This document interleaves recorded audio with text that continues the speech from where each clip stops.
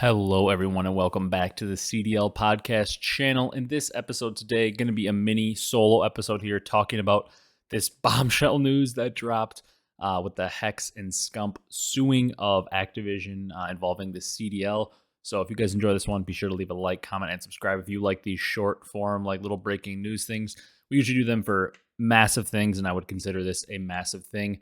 If you enjoy it, also, you can check out the podcast, which comes out pretty much every Monday night with Brock and I, and it's just talking all things involving CDL, matches, news, everything. But I do usually little solo episodes when bombshell roster news or breaking news drops.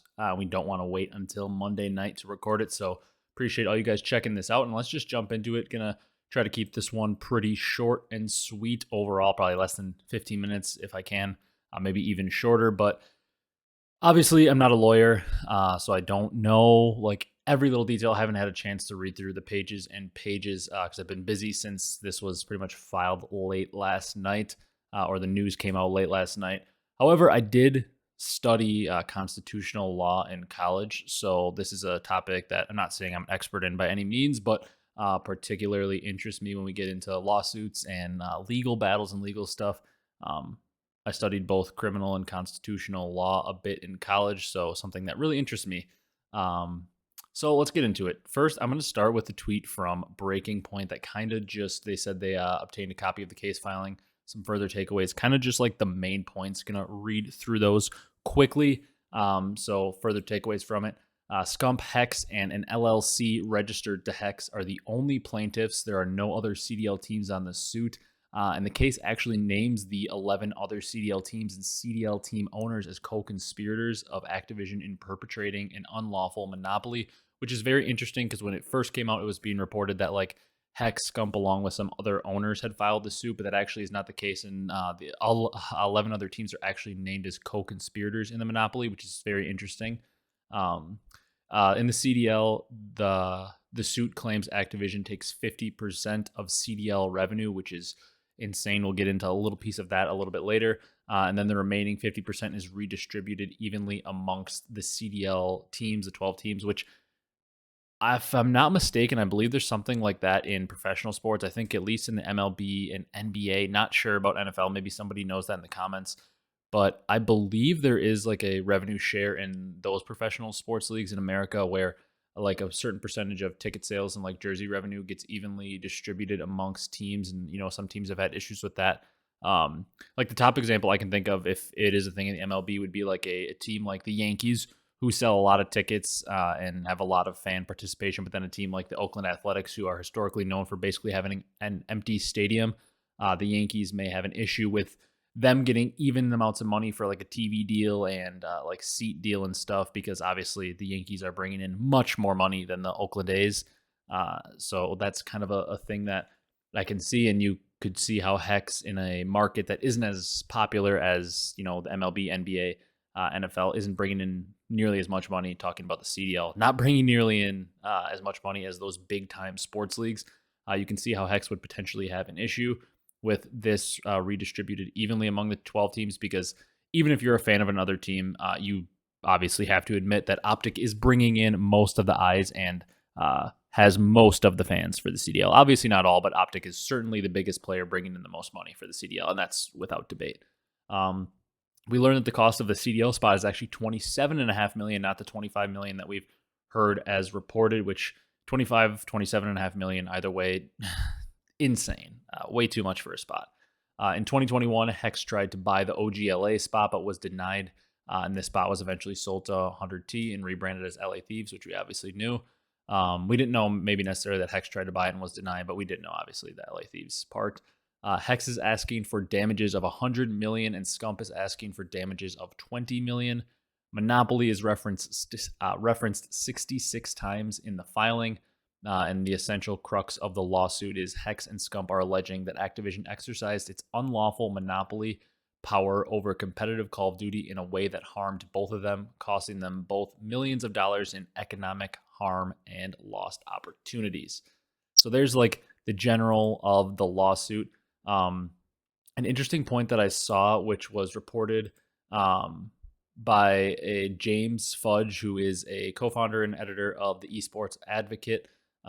First time I've seen his name on here, but it's an interesting report. So he said he's had it since last night, read through it, and the thing that stands out most is this line from the lawsuit, which is, quote, on a conference call, one Activision executive explicitly told Rodriguez, referring to Hecz, that he was not the, quote, type of owner Activision wanted for the league.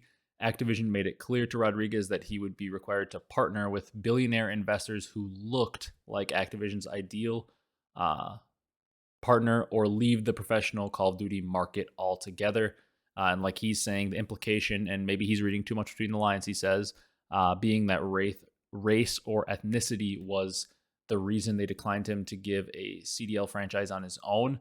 So this is a very interesting point. Obviously, we don't technically know, or I don't want to speculate too much on what they meant, but the phrasing of you're not the type of owner or you don't look like Activision's ideal partner, maybe they're referring to money, but this does look very bad because obviously when you're talking about the typical billionaire investors, they said they wanted them to potentially look more like NFL or sports owners. We obviously know predominantly white owners. Older white male is like the general demographic of sports owners in the U.S. Obviously not all, but that is the predominant look, to quote it, of those owners. So very interesting and obviously very, very messed up statement if that is what they meant by it. And he has a real case if that is the case. However, like when you look at some of the other points, I don't know. And once again, not a lawyer, not involved in this. From the outside looking in, I obviously support Hecz and Scump, but from just my initial thoughts on it, it looks rough for them to win. And once again, I could be wrong.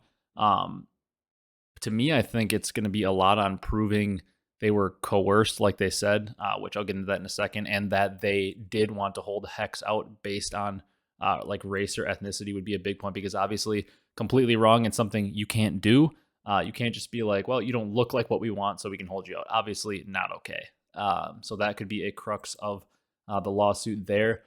Activision responded to the lawsuit by saying, quote, Mr. Rodriguez and Mr. Abner demanded that Activision pay them tens of millions of dollars to avoid this meritless litigation, and when their demands were not met, they filed.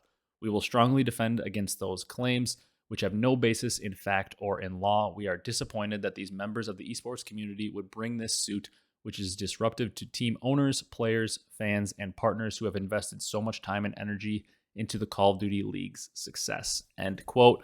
Which that last sentence about they're disappointed that these members of the community would bring this suit that is disruptive to players, fans, partners, and the people who have invested so much time and energy into the Call of Duty League success is funny to me, because absolutely, yes, the employees who are working for Activision that truly care about the league and are working on it, sure, they have invested so much time and energy. Absolutely, much respect to those people.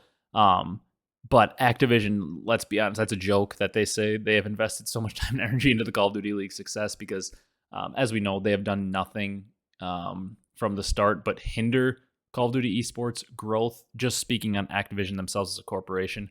And so much time and energy into the Call of Duty League success is also a joke, because they just laid off those hardworking people. Most of them, what was it, like hundreds of employees in the esports division? They laid off all but like 12 or something. So they laid off the actual hardworking people who invested so much time because they don't care about the Call of Duty League success. Let's be honest. Call a spade a spade. Activision laid off the real people, the hardworking individuals who unfortunately lost their job from Activision. Those were the real heroes of investing time and energy into the Call of Duty League, not Activision, the corporation. And there was a tweet from Jacob Hale that I think kind of hammers home this point. He said, as I've said it before, and I'll say it again, every Call of Duty fan on the internet saw the franchising of the esport as a huge net negative and called it out for what it was from the start. The fact this is now happening shouldn't surprise anyone. Couldn't agree more. We all saw like city-based, basically doing away with majors, making champs a tiny pool of teams instead of the 32-team classic. We all saw this as a negative coming. We all knew where this was headed and knew it was in a negative direction. Maybe we didn't see Hecz and Scump suing the league in the future, but we knew this didn't exactly sound great. Some other points from this, the lawsuit filed by Hecz and Scump also says that Activision bought MLG in 2016 to fully monopolize its esports business, and claiming Activision failed to get FTC permission to acquire MLG, kind of essentially hammering home that point of monopoly and monopolizing the esports business around Call of Duty. They're basically also saying that they were coerced into buying into the league in order to participate in Call of Duty esports, and like the fact that Activision's taking so much money, they monopolized like sponsorship deals, taking 50% of ticket sales, saying players couldn't play in tournaments, hindering the growth of players unlawfully. I guess I don't know exactly what's going to happen, obviously, but the big point to me and the scary thing to me is the fact that they all signed a contract, which is going to be very tough. And Activision has their billions and billions, and they are going to get a super team of lawyers. Because we obviously know Activision, the corporation, unfortunately has more money than Scump and Hecz to fight this. So they are going to pay a lot to get these lawyers to mitigate for them. But it seems tough to me because it's going to be tough unless maybe I'm wrong and there's something in the lawsuit that changes that I haven't seen. But it seems to me in general it's going to be tough to convince them that you were coerced and that these things are unlawful when you signed a contract. As much as I agree that they are unlawful, and especially on the point if he was held out of being an owner based on like discrimination of race or ethnicity, obviously that changes everything. If that is true, that is a point that changes everything, because that is obviously something you can't hold somebody out of a league or hold somebody out of something because you don't like the way they look or their race or ethnicity. That is obviously something that is completely changes the point of the lawsuit, in my opinion. But it's going to be tough considering you signed a contract and agreed to all these things to prove or get these damages or win this lawsuit, in my opinion. But I guess, once again, not a lawyer, so I don't know. However, the last point I want to drive home before we wrap it up here is it's scary to me for the future of Call of Duty esports that this happened, because obviously Hecz and Scump, along with probably Nadeshot, are our two biggest players. And I don't see a way that this ends up well. It basically signifies to me whether it's irrelevant whether Hecz and Scump win this lawsuit. It seems like the CDL is dead following this to me, because either A, they're going to win the lawsuit, the CDL is going to have to pay out damages and pretty much disband and cease to exist. So that's one possibility, obviously kills the CDL.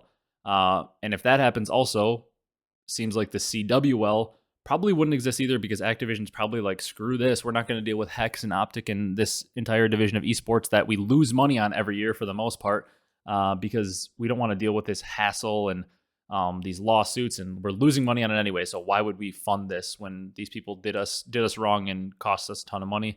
I could see Activision being spiteful about that and not giving them access to the IP to be able to run a league. So either way, either CDL dies or they are like, screw you, middle finger up to the competitive community and Hecz and Scump in general, and they're like, screw this, we're not giving you the IP, you can't run a league. Competitive Call of Duty is dead. So that's a terrible scenario, obviously. Or if Hecz and Scump lose, they may be, forced to back out of the CDL or want to back out and just not be involved in Call of Duty esports, which also is terrible, because, maybe the CDL would go on, still probably not likely either way. But even if it dies and they're willing to give the IP out to teams to be able to run a league, or somebody to be able to run a league, but Hecz, Scump, and Optic are not involved, obviously, once again, horrendous for the future of Call of Duty esports, because a Call of Duty esports without Hecz, Scump, and Optic is obviously a much more negative outlook that probably would not end well for Call of Duty esports. So just wanted to hop on here, kind of give my thoughts, breakdown for those of you that are kind of trying to dissect the news. We're all trying to dissect exactly what it means. Like I said, not a lawyer, don't know exactly, obviously, what's going on and how to process it all, but just want to get on, give my thoughts. We like to do these mini solo little episodes when something drops on the timeline that is a bombshell, and this is probably one of the biggest bombshells, if not the biggest bombshell, that's dropped on the timeline since we started doing this podcast. Probably up there with like when the Hecz merger was happening with Envy. So obviously, probably things I missed, probably things I didn't cover here that should have been covered. So if I didn't, my bad. I'm sure there's plenty of videos and stuff out there, podcasts for you to listen to that discuss this topic. If you guys enjoyed, be sure to leave a like, comment, and subscribe. This one's probably only going to go up on YouTube, but maybe I'll throw it up on Spotify just in case anybody wants to listen on that platform. But probably going to only go up on YouTube, come check us out on the regular podcast Monday nights if you want. Brock and I just, kind of shoot the shit, the typical talk CDL, talk matches, talk teams, make tier lists, the typical stuff, like a sports podcast, talking about that. So we appreciate all the support if you guys come check us out. Thank you guys so much for watching. Hope you enjoyed it, and excited is maybe not the best word, but interested to see where this lawsuit goes in the coming days, weeks, months, years. So thank you guys so much for watching, and we will see you in the next one.